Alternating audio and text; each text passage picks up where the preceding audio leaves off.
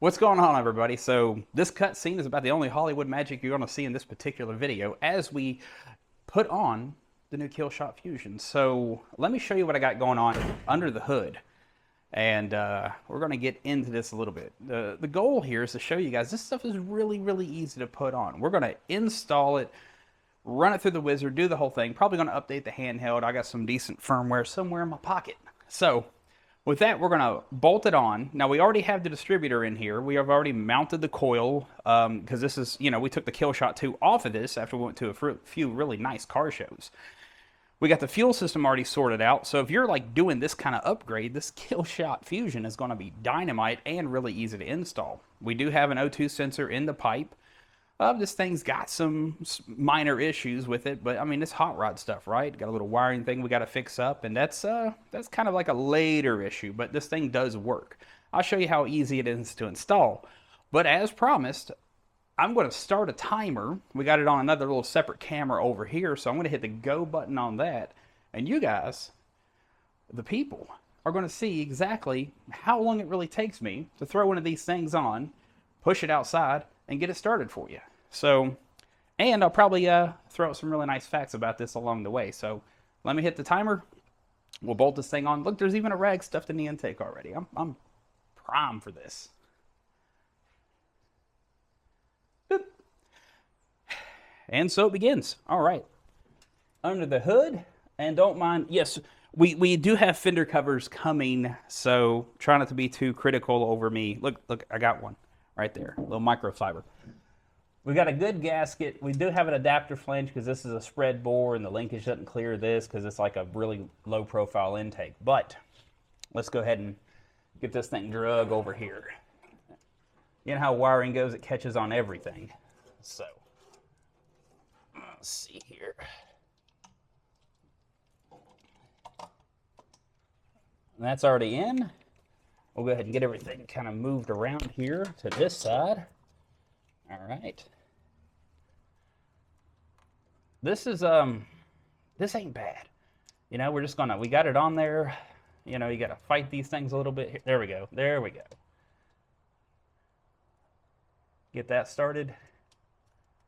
There's one.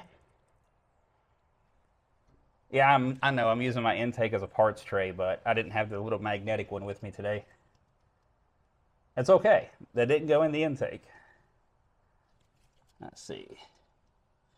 If you notice on this Killshot, we're using it in like a deadhead configuration because we're still using a mechanical pump from the motor itself, the original one. I think it's 110. But we have the fuel command center over here in the corner, and we're going to run the positive wire from this right here that already has a ring terminal on it that oddly fits that, like we thought about that. So we got these two here. That's great. Kind of get it squared up a little bit. There we go. Perfect. Let's get over here to the other side. This is great. I'll tell you what. One of the huge benefits of doing a job like this is getting to show it not only on camera, because I'm so shy on the camera, right? But really getting to show everybody this stuff isn't crazy. It's not challenging. Well, it is challenging if you got a little bit of know-how, but it's not going to ruin your whole afternoon. We got the, I think this was from a local parts store, this bit of bracketry right here. It worked really well with this cable. We could have put the Ace's big C-clamp one on there, but we already had this laying around, so figured why not use it. This right here, not a massive deal.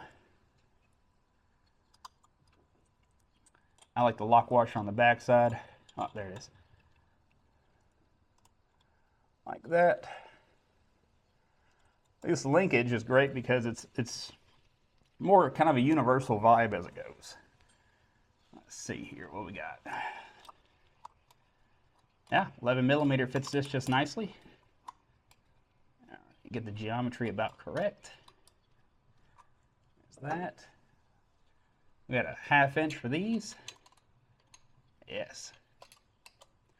And I will tell you, I'm probably going to break a sweat doing this because it's warm in this garage today. We are making a sacrifice. There we go. We got it seated in. of not having a fan on so you guys can hear exactly what I'm doing. Let's see, let's get this in there. Yeah. Big pro tip when you're doing this, don't over tighten one ear then do the rest, because you may break the aluminum. Have you ever done that on a carburetor, which I definitely have? Yeah. There we go. A little bit of that. A little bit of this. Got some throttle linkage hooked up. Let's move to the other side. So we are 4 minutes into it. We got a throttle body on and linkage hooked up. Well, less than 5 minutes throttle body on. The only real challenge I'm going to have is trying to get the O2 sensor harness fished down through the bell housing in just the right spot so that I can find it later when I'm underneath the vehicle getting it. So we got here coil. We'll go ahead and move that through. Up and over here, the coil. I should probably tighten that up soon. Let's see, we got that. Coil is plugged in, harness looking tidy. I'm going to kind of bunch it up right here so it's not really hitting nothing crazy vital. The distributor connection right here, the VR connector, right out the front. You notice that the ECU on this unit is on the side. I can tell you, there's a lot of worry with that, but through means of engineering, here's the can connector, which actually is going to go here. I'm putting it through here because later I'm going to actually fish it through the firewall over there, and I just got to, you know, protect it a little bit. So we got that O2 sensor. There we go. That is actually going to go kind of this direction, right down where the bell housing is. If I can get it to the ground from here, we're winning. Right there, distributor's plugged in, handheld's plugged in already. What's the next one? Let's see, coolant temp sensor. Now that goes forward. Let's see, underneath this. One of the big upgrades I'm doing on this car here soon is the spark plug wires. Because we just had some laying around and we just threw them on there because we wanted really wanted to upgrade the wires, but realized that we're trying to do this video just to show we're getting that up and running, so we have this one wire here, which you'd think that'd be a problem, but actually it doesn't really offer us any kind of real issues because of how we've done the new technology inside of this. All the chipsets inside of this thing are like automotive grade as it goes. And I'm already breaking a sweat. I love this. Let's see, fuel hose. This fuel hose right here runs all the way over to the command center. It's 58 PSI regulated. So we got about 7 PSI going into the command center. It ups the pressure, it has an internal regulator, deadheads right here, so I have a plug back here and this barb fitting up here. So, when you get these out the box, they actually come with AN fittings on them. I just happen to be using a barb fitting, so there we go. Well, that's that part. Extra wires. We don't actually need any extra wires on this. All the auxiliaries right there. See. Let's see. There we go. The next thing we need, we got switch 12 volt. There we go. I could have been real classy with it and got everything detangled, but you know, that's not really the reality of how this works sometimes. Now I know that this car, this is the switch 12 volt from the last system we had on there. We'll just go ahead and plug it in. See, it has the insulation on there, so it's nice and protected. Then we got this right here. We are slowly, rapidly running out of wires to hook up.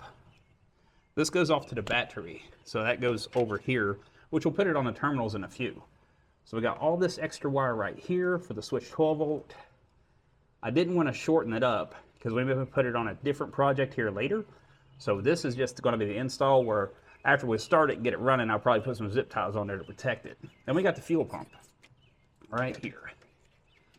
That, I'm going to fish it through and weirdly enough kind of run it with the actual fuel hose itself, because it comes from this thing that I'm trying to power up with this fuel pump wire. So let's get this under here. There we go. Fish it through. Runs around the back. Yeah. I guess I could have thought ahead and pulled the cover off this thing, huh? There we go. Perfect. Yeah, getting closer. We're getting crazy close.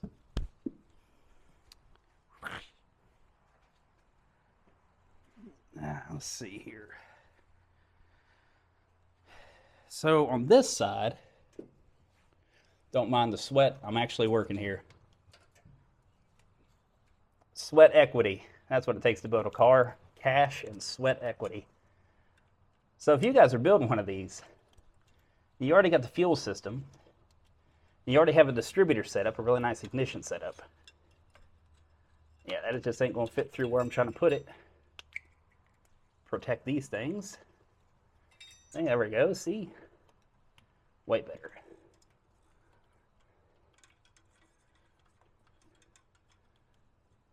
Give me a second. Check that out. And it gives me just enough wire to get it over here to the fuel command center. I definitely want to put the washer on top. There we go. Pro tip, don't over tighten these lugs. They have plastic isolators in them, which prevents them from shorting out. If it does that, it would just pop the fuse all the time. If you're popping this fuse all the time, make sure these aren't cracked as if you've over tightened them. So that's in a good spot. That's there. Ah, this will work. Is it 8mm? Yeah, all right. Just about got the adjustable wrench on it there. There we go. Perfect. That's there. It's not going to get in any cables. Looking good. Next on the list, let's see. O2 sensor. I got to plug in an O2 sensor. We have fuel. We've got linkage. It's bolted down. We've got switch 12 volt. We've got coolant temp sensor hooked up. We got the distributor hooked up. The coil's plugged in. Fuel is obviously plugged in. That's tightened up. I'm going to check that for leaks later. Yeah, let me get down here and plug in an O2 sensor right fast. So, yay. Not even going to jack the car up. I'm just going to feel around for where the connector is. See, it's that one.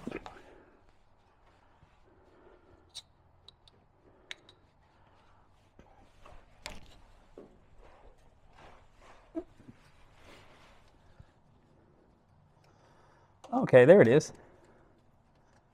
Yeah, perfect. Nothing like doing that blind. I just got to make sure it's not going to hit anything vital. I will have to jack this up later and, oh, that's actually really, really good. I'll have to jack this up later and attach that appropriately. Oof.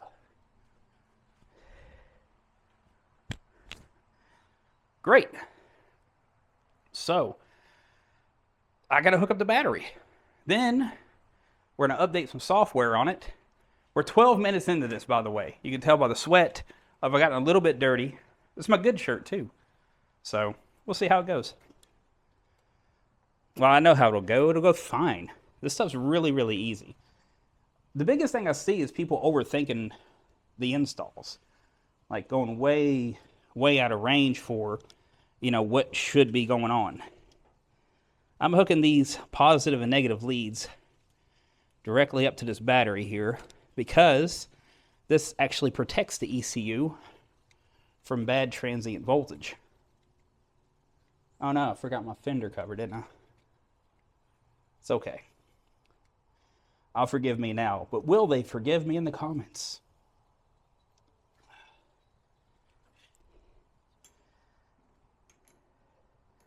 When you're doing this, especially on the positive terminal, try not to bridge any gaps there because it'll weld your wrench.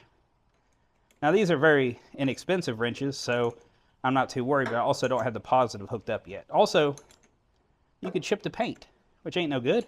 It's a classic Camaro. There we go. Kind of a couple good ones there. Looking great. This battery hold down is loose, so that benefits me today. Let's see. I'll go ahead and attach this before I even put it on. That'll save me from having to fiddle with it. We're going to actually upgrade the battery and cables in this at some point. See all the leads on it? Not a big fan, and they're not super great looking. They're kind of ugly. But it's a hot rod. All right. Okay. Get this terminal on. There we go. Real nice. So what I mean about if you're tightening up the positive, don't actually go ground it out to a fender or the center support. It gets exciting. And if you got fuel floating around, it may get really, really exciting. And we do have a bit of fuel. This battery terminal is a little bit old and broken and worn out, but that's something on my upgrade list. Shoo-wee. Well, we're out of stuff to plug in. So before I go in there and I sat down in the car, well, you know, we're 15 minutes into this. See, 15.3. 03. We're 15 minutes into it. So if you're taking something off and you're throwing another one on there, minus a little bit of maintenance, tidying up some wires and all that, it's really easy. But there's some neat features that goes on with this system, like the coil drivers. There's 2 coil drivers inside of it, so it helps spread out that little bit of heat to keep the driver actually lasting longer. So, and you can put down a little bit more with it. These things are still good for 650 horsepower. They're still, you know, 4 100-pound-an-hour injectors. It's the Killshot 2, but it's a Killshot Fusion now. So the ECU on the side, some of the special potting compound we used, deals with higher temperature, but it doesn't shrink and expand like the classic version of potting compound does, to where you end up with that little bit of issue of it like pulling a chipset off a board or something like that. This potting compound we're using doesn't do that, which is super good for me. That means I don't have to deal with all the tech calls. But also, it's good for you guys, so you don't have to worry about that whole thing of like, oh, you know, ECU this, ECU that. Like, no, we've very much took the engineering approach to protect it from the engine heat, the engine vibration, and everything in between, including all that nasty RFI, EMI stuff. Because, you know, there's a distributor right there. So we built in extra hardware protection to protect against that. That way it offloads appropriately. And even in the software, we put in all these amazing algorithms to where it filters out weird high delta stuff. So if you end up with a really noisy signal, it just smooths it out. So it kind of interpolates in between, saying like, you know, like 12, 13, 175, 16, it goes, eh. So let's power up the handheld and get an update going on. All right. Oh, there it is. Let's go. Let's see here. We'll do this outside the car so you guys, quick little disconnect there. No big deal. Throw a key in it. And it'll give us the opportunity to check for leaks. All right, let's go here. Stab in the new stuff. Hit that. Handheld update. Yeah, that's a good button. Da-da-da. See, it's looking at a zip file already. This thing, this new HD has a built-in extractor, so you don't have to. We've seen a lot of people having difficulties with, you know, the file and extracting it and all that jazz. So we just decided to go ahead and get around that because we have a faster processor inside of this. We have that capability now. Look at that, 103 was on it. Now we're going to like 119 light years. See how fast that did? Check this out. Perfect. No, we're not doing that. We are going to go ECU upgrade. Not that one. Killshot 2C.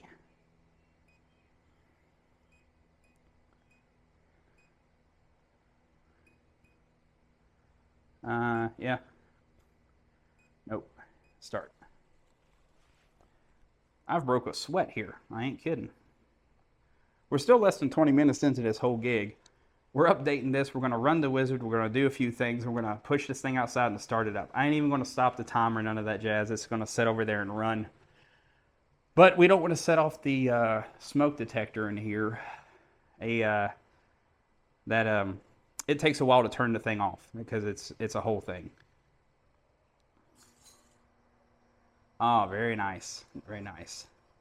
Key off. Da-da-da-da. There we go. I'll put this back. Sound like the injectors are clicking well. Still got to fuel check it. Make sure there's no leaks. See, Killshot 2. We're going to go to Impro units, air fuel. This is a very mildish cam. Single O2. Yes, 0 to learn. This is a magnetic. 4 injectors, 100 pounds each. So that, instead of doing this number right here and tapping on it, just tap on the number and then type in what you got. 454. This is a big block. Easy as that. All right. Now, I want to push this thing outside, so bear with me for a second. We got to move a tripod or two, and we'll get this thing outside and fire it up, and we'll see how it goes. Yep.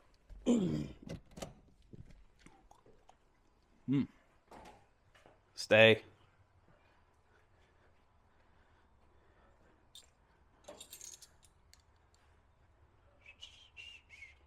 Yep, that'll do.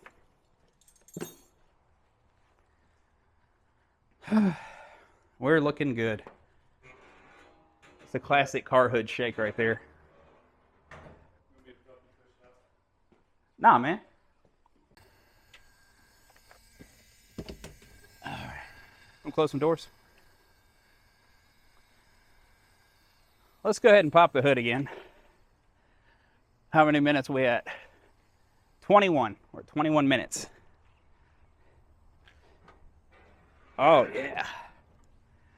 So, I do know I have one small issue with this car that I got to pull a header off to address because the starter solenoid wire is a little bit janky, but it's just a bad connection, so I might have to fiddle with that on this. We'll see. We're looking good. I don't see any fuel leaks either. All right. So, time to fire it up.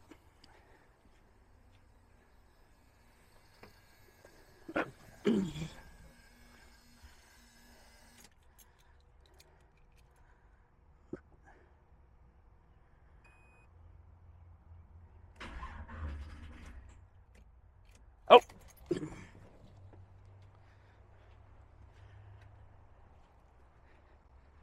That's my fault.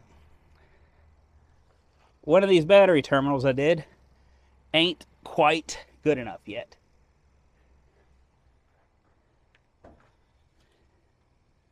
Yeah.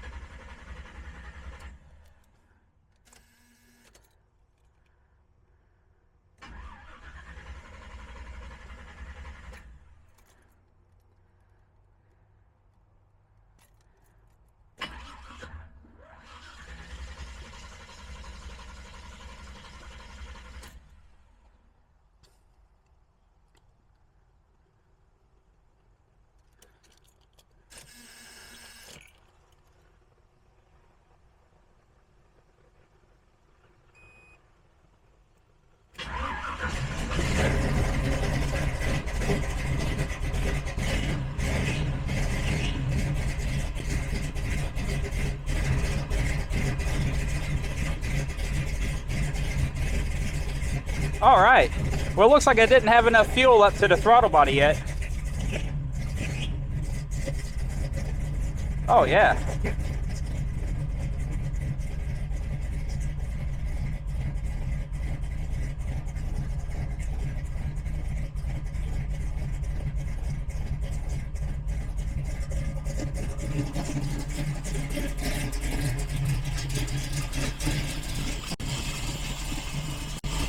Well, it's got a big pan. That's the reality. I didn't have enough fuel up to the throttle body at first, so sometimes you gotta crank it once or twice. That's all right. Look at that thing go. So let me cut this off real quick.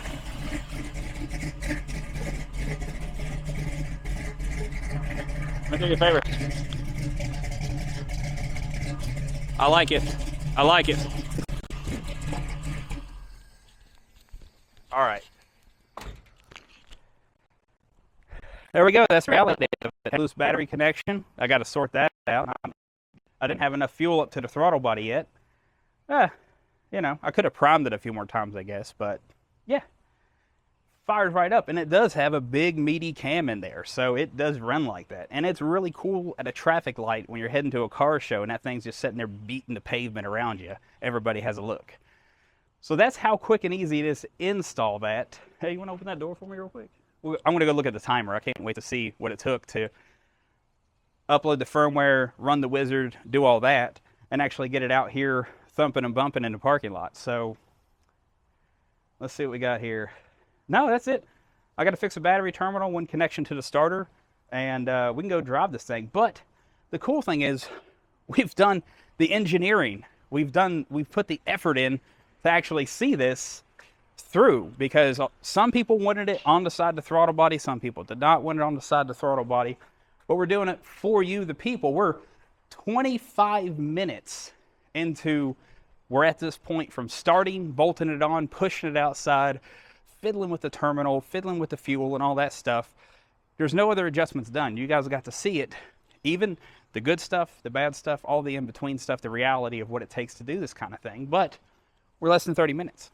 So if you already have that set up, you can be 30 minutes away from actually getting it up to temperature, going for a cruise around the neighborhood, which is probably what we're going to do next.